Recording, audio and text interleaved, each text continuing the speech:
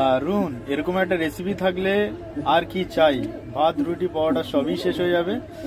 আর রেসিপিটা আপনারা ফুল দেখবেন, স্কিপ করবেন না, তাহলে আপনারা রেসিপিটা বাড়িতে বানাতে পারবেন না। দেখুন, খুবই দারুণ টেস্টি। আর আপনারাও বানান, আমার চ্যানেলটা সাপোর্ট করুন, সাবস্ক্রাইব করুন আর আমার সাথে থাকুন। বন্ধুরা, আজকে আমি চলে এসেছি একটা নিরামিষ রেসিপি নিয়ে। তা চলো, নিরামিষটা হচ্ছে, এটা হচ্ছে পনির, ছোটো ছোটো করে কেটে নিয়েছি। আর এখানে নিয়ে নিয়েছি পটল আর একটা মাঝারি সাইজের আলু কেটে নিয়েছি আমি। আজকে একটা পটল পনিরের নিরামিষ রেসিপি তোমাদেরকে দেখাবো। তার জন্য নিয়ে নিয়েছি কি, চলো, এখানে আছে কাজু বাদাম, পোস্ত আর কিশমিশ। আজকে একটা নিরামিষ রেসিপি বানাবো, তোমাদেরকে দেখাবো। চলো, কড়াইতে তেল দিয়েছি, তেলটা গরম হয়ে গেছে। এখন আমি পনিরটা ভেজে নেব।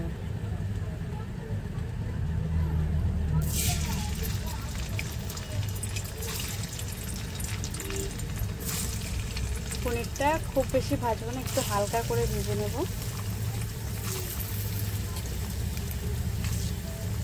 এভাবে সব কটা পনির আমি ভেজে নেব। আর এখন এই পনিরের মধ্যে একটু সামান্য লবণ দিয়ে দেবো, তাহলে লবণটা পনিরের মধ্যে আর কি ঢুকে যাবে। দিয়ে একটু নাড়াচাড়া দিয়ে দেবো। দেখো, পনিরটা কিন্তু খুবই সফট, খেতে কিন্তু দারুণ।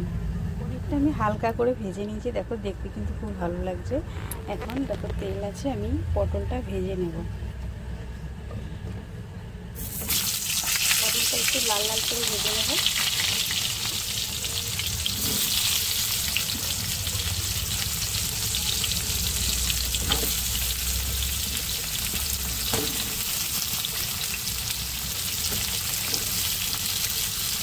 নাড়াচাড়া দিয়ে দেবো, দিয়ে আর একটু লাল লাল করে পটলটাকে আমি ভেজে নেব।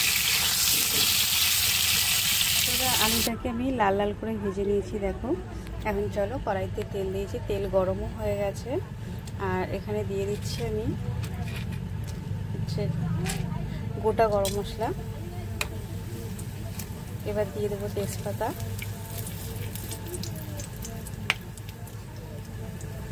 আর অল্প গোটা জিরে।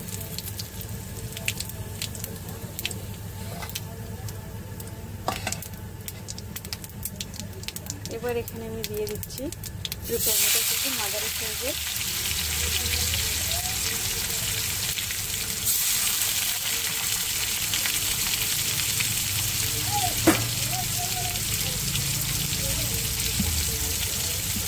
এবার দিয়ে দেবো পরিমাণ মতন লবণ। লবণ দিলে টমেটোটা একটু নরম হয়ে যাবে। একটু নাড়াচাড়া দিয়ে দিচ্ছি।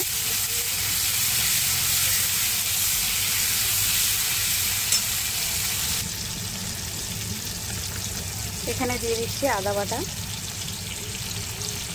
আর দিয়ে দেবো 1 চামচ জিরে বাটা।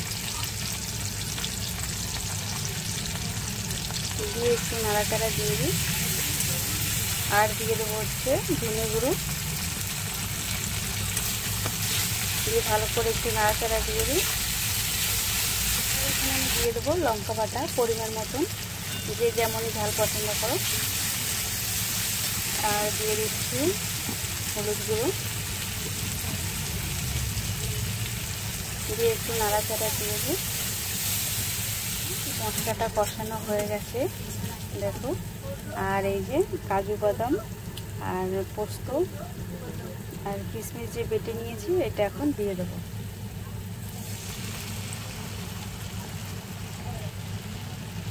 দিয়ে ভালো করে নাড়াচাড়া দিয়ে মশলাটা আর একটু কষিয়ে নেব।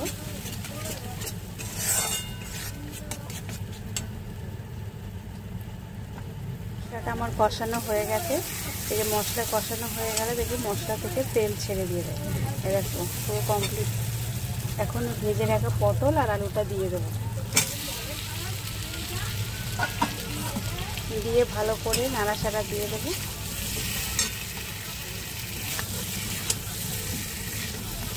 এই রেসিপিটা ভাত রুটি পরোটা সব কিছুই দিয়ে কিন্তু খাওয়া যায়, কিন্তু অসাধারণ লাগে। দেখো, দেখতে তো খুবই ভালো লাগবে, খেতেও কিন্তু খুবই ভালো লাগবে। পটল তো সবার বাড়িতে কম বেশি রান্না হয়, তো এভাবে রান্না করে দেখবে তোমরা, খেতে কিন্তু অসাধারণ লাগবে। এই যে এভাবে একটু ভালো করে আরেকটু কষিয়ে নেব। কষানো হয়ে গেছে আমার। আর এখন দিয়ে দেবো জল। জলটা কিন্তু আমি গরম করে নিয়েছি। এখানে গরম জল ব্যবহার করলে বেশি ভালো হয়।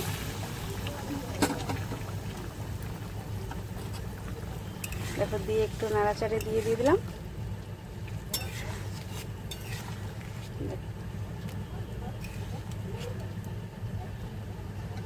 কালারটা তো দুর্দান্ত হয়েছে, খেতে কিন্তু সেই হবে।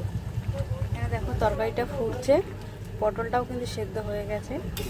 আর এই যে ভেজে রাখা পনিরটা এখন আমি দিয়ে দেবো। দিয়ে ভালো করে একটু নাড়াচাড়া দিয়ে দেবো।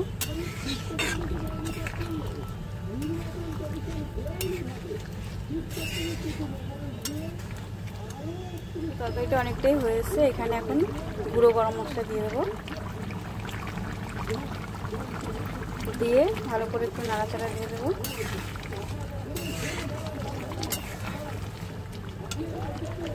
এটা পুরো কমপ্লিট হয়ে গেছে, তাই কিন্তু নামিয়ে নেবো। নামানোর আগে দিয়ে একটু ঘি দিয়ে দেবো। দিয়ে ভালো করে একটু নাড়াচাড়া দিয়ে নামিয়ে দেবো। এখানে কিন্তু কমপ্লিট হয়ে গেছে। তোমরা কে কে খাবে চলে আসবে। চলো টাটা।